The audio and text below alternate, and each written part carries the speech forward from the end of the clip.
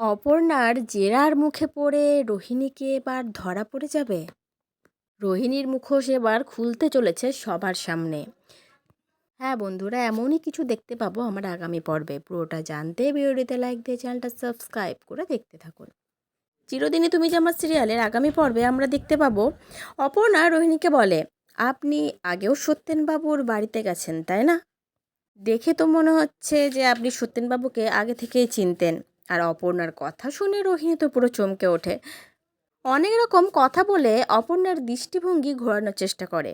রোহিণী বলে, তুমি ভুল করছো অপর্ণা, আমি তো সত্যেনবাবুকে চিনতামই না, আমি কি করে চিনব? তখন অপর্ণা বলে, না না, এসবের পিছনে আপনিই আছেন তাই তো? রোহিণী তখন বলে, অপর্ণা, তুমি কিন্তু মিথ্যে মিথ্যে আমাকে ব্লেম করছো। তুমি কিন্তু কোনো প্রকার প্রমাণ ছাড়াই আমাকে খুনি বানিয়ে দিচ্ছ। তখন অপর্ণা বলে, না না, আমি মিথ্যে বলিনি, আমি প্রমাণ সহ সব কথা বলছি। আর রোহিণী তো প্রচণ্ড ভয় পেয়ে যায়।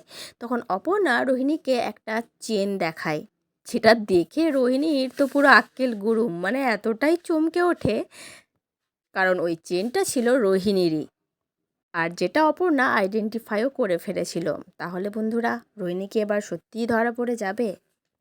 অপর্ণা কি সবার সামনে রোহিণীর মুখোশটা টেনে ছিঁড়ে দিতে পারবে? কি মনে হচ্ছে তোমাদের?